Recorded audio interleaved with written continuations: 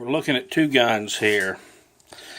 The top one is my Beretta 92 Inox version in 9mm. It's a traditional double action pistol. This means that you have a long double action pull for your first shot and a relatively short single action pull for follow-up shots. The second one is my FNS 40.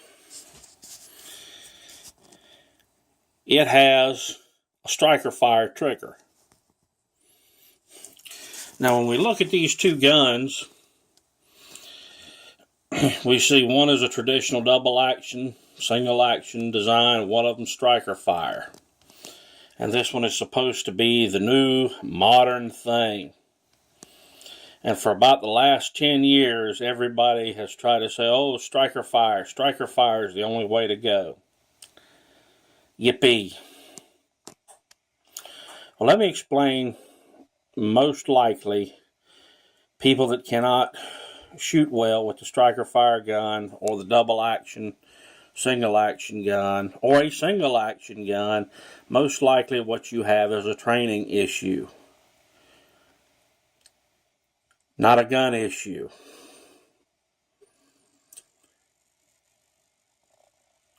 The history of these guns, we think the striker fires are new and modern, and what people fail to realize was John Browning was using this design back in the 1890s, and I believe the first one that came out of his creation that was brought on the market was in 1903.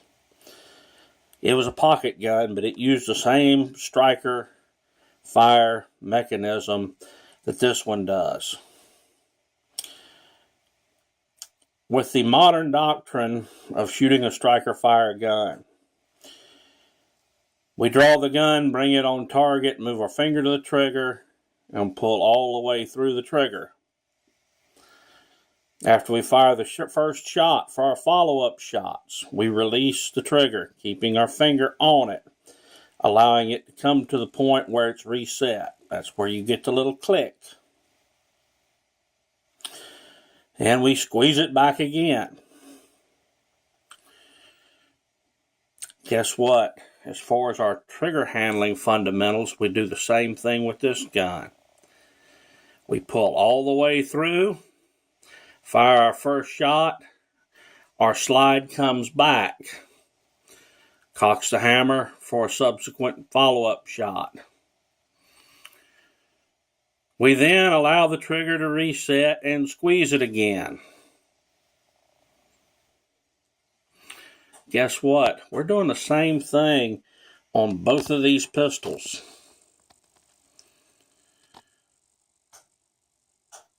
One can be just as accurate as another. When we start to analyze our trigger control and we start to focus on that, then we have a chance of becoming a more accurate and more proficient shooter. In my opinion, combat accuracy is a myth. That's saying you're just barely accurate enough. It is not hard to get a fight stopped with a gun, provided you are well versed in the fundamentals of shooting. And either one of these guns will do the job. People say, oh, well, you know, the traditional double action sets you up for a lighter single action pull. Under stress, you might. You've got to control yourself. Okay? We train so that we negate the effects of stress. We practice so that we negate the effects of stress. So that means under stress, this gun can be sitting here. The hammer can be back. This is a modern design, or what we would call a modern design. This gun's not going off until I pull the trigger. Let it reset. If it makes you feel better, let it come all the way forward. Then you have that slack in there that's going to take up and give you a little more margin of safety. Guess what? You're going to have the same thing with this one. If I'm shooting my 1911, I'm going to follow the same thing. Take it out of its holster, bring it on target as I'm sweeping the safety off. Sights are on target, I'm going to squeeze through the trigger. Allow the trigger to reset, squeeze off the second shot as needed. Repeat as necessary. When the fight is over, I decock this gun.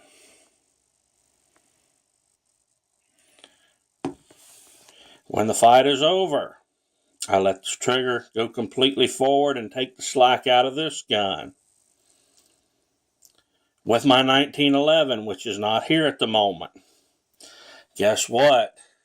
I let the trigger out, snap the safety back on. When that happens, I can put all these guns safely back in the holster without shooting myself in the leg or the ass.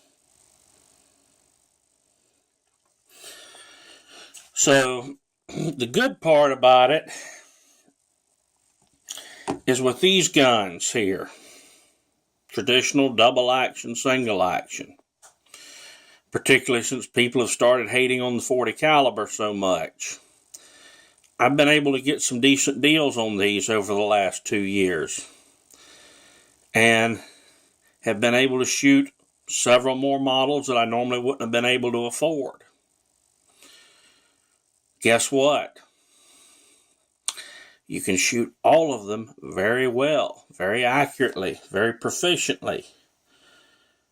Focusing on the gun and your gun handling skills, you can shoot all of them safely. I've got several buddies that are, for years, have been preached on that gospel, striker fire is the way to go, striker fire is the way to go. Guess what? Now they're looking at double action, single action pistols. Hey, that's a good thing. We're expanding our horizons. We're developing weapon craft where we can shoot any damn thing that we can get our hands on when we need to. This is important because when I need a gun, it may be under circumstances highly unlikely, since I generally carry one all the time, but it may be under circumstances where I don't have my gun. This is known as a battlefield pickup. This would occur in places where I would be forbidden to carry a gun. Guess what? I can take one off of an assailant or a bad man and use his against him, regardless of what type it is, because we've developed weapon craft. We can handle anything that we can get our hands on. Okay, so now that we've revisited this and we find out our fundamentals of shooting are the same, we'll go back here to our single action or double action pistol. The long trigger pull allows me to carry this gun in its holster safely with the safety in the off position. That means the gun is ready to fire. All I have to do is take it out of the holster and pull the trigger. Let my slack out till it resets, repeat as needed. When the fight is over, when the threat is no longer a threat, come up here, decock the pistol, bring it back up, top it off if I need to.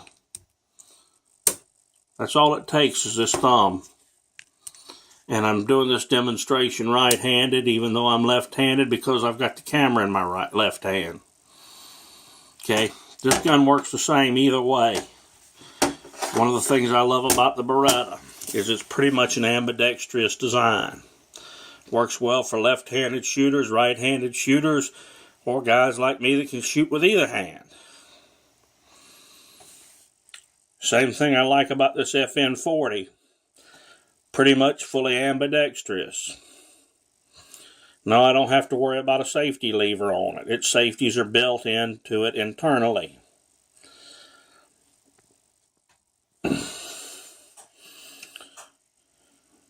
So when we look at our trigger squeeze, for both of these actions, we have an initial longer trigger pull for the first shot. We let our trigger reset, and we've got a subsequently shorter trigger pull for our follow-up shots. The only difference is the mechanics by which they work. Okay, we've gone two different ways to achieve the same thing. The early techniques taught with shooting striker fire pistols was to let the trigger completely reset or let it come completely forward. That was a throwback of the days to the double action revolver where you had to let it come completely forward to reset. Now, we take slack, squeeze through, fire our first shot, let the trigger reset, and we have that shorter trigger pull for our subsequent shots. This enhances our speed and our accuracy. Some people don't like to take the time to shoot bullseye drills with these guns because you have to focus. And our goal is improving our accuracy, being able to shoot the tight groups. But without these fundamentals, you can have whatever you want. You can have the finest pistol in the world. If you're not up to the standard, guess what? It's not going to work.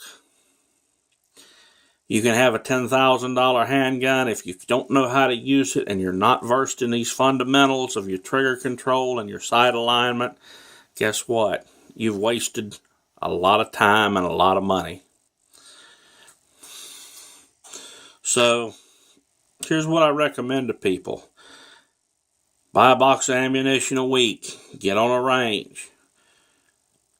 Start with about an 8-inch circle at 7 yards. Shoot it until you can hit it every time. Then get you a 4-inch circle. Shoot it at 7 yards until you can hit it every time. If you want to really tune up your groups, go down to a 2-inch or a 1-inch. These targets are all available free of charge. You can print them out on a website called Target Z. All it costs you is paper and ink. You can make as many as you want. Once you get the desired accuracy at 7 yards, back it up to 10. Start with your 8-inch circle again until you're hitting well centered in it. Go back to the 4. When you've done that, you've got your accuracy where you want it that distance, back it up to 12 yards. Keep working it back until your accuracy is where you want it at whatever distance you may need to shoot at. Then go a little beyond that. It's a lot of fun to shoot long-range stuff with pistols because then you start to see exactly what your ammunition's doing. You'll be able to adjust for your drops, be able to adjust for windage. This is where you start learning, is working these fundamentals. I have plans to do some more videos with these guns, and one of them I'm wanting to do, a series of them, is to put together a video showing the manual of arms for your striker fire gun, your double action gun, the revolver, and the 1911, your single action guns, which could also include a lot of the same techniques for the Browning high power. So that's what we've got coming up in the next week or so. And no telling else what other bells and toys and stuff we're going to get out on the range with. But hopefully this has been interesting to you. And if you'll get your unloaded gun and you'll try these techniques, you'll find out exactly what I'm saying. is about the same for either one of these pistols. If you get it, and after you've done your dry fire practice with them and figured out those trigger controls, then get out on the range with them. Focus on that trigger control, and you're going to shoot a lot more accurately than you thought you could. Later on,